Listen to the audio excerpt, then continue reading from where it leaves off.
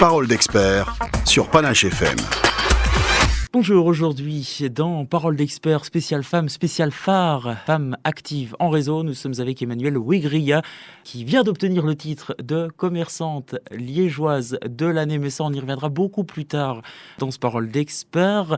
Emmanuelle Wegria, vous êtes à la tête de Watitude. Watitude, si vous pouviez nous expliquer tout d'abord ce que c'est. Bonjour, Watitude, c'est une boutique qui propose des produits de créateurs wallons, qui travaillent dans le design, dans la mode, dans les produits de bouche et dans ce que j'appelle les produits culturels, donc les bouquins, les CD, l'illustration, etc. D'où vous est venue l'idée de créer Watitude ? Écoutez, moi je suis architecte de formation, donc j'ai travaillé pendant 10 ans pour une compagnie théâtrale liégeoise et en parallèle j'étais créatrice, je suis toujours d'ailleurs créatrice de vêtements pour enfants. Et puis en 2011 j'ai perdu mon emploi et là j'ai voulu... je me suis demandé ce que j'allais faire de ma vie. Donc, j'avais donc toujours mon travail d'indépendante complémentaire et j'avais envie de revenir à mes premières amours aussi, donc liées au design, à la mode, etc.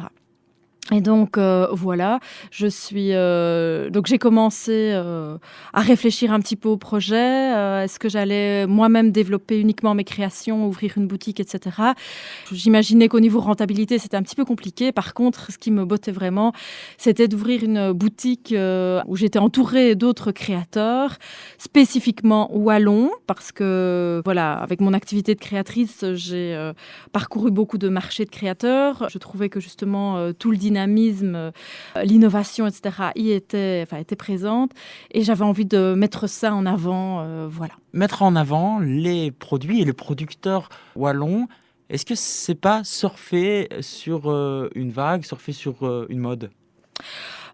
C'est pas tellement un effet de mode. Je pense que c'est plutôt à un moment donné une conscientisation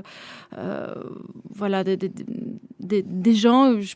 Ce que j'ai remarqué en tout cas, c'est que les gens en avaient marre de la société de consommation telle qu'elle était, des grosses boîtes qui utilisent des gens comme esclaves, des enfants, etc. Et se payer un t-shirt à 5 €, c'est carrément impensable. Alors, excusez-moi l'expression, donc, je vous coupe. Oui. Est-ce que votre public cible n'est pas ce qu'on appelle les bobos ? Non, je n'ai pas. J'en ai. J'en ai, mais j'ai aussi des gens qui sont très attachés à ce qu'on fait dans la région. Je pense qu'ils sont contents, premièrement, de voir toute l'activité qu'il y a ici en Wallonie. Ils ne se rendent pas compte aussi de tout ce qu'on peut faire. Je pense qu'ils préfèrent aussi faire plaisir à l'artisan qui habite au coin de chez eux qu'aux grosses boîtes qui utilisent des esclaves. Et donc, vous proposez plein de produits, nourriture, vêtements, design, musique, livres, et créations pour les enfants. Vous proposez également des événements. Vous êtes dans l'événementiel. Le fait d'avoir voulu diversifier les produits que vous proposiez, vous vous êtes dit, si un des produits ne fonctionne pas, au moins j'en ai d'autres ?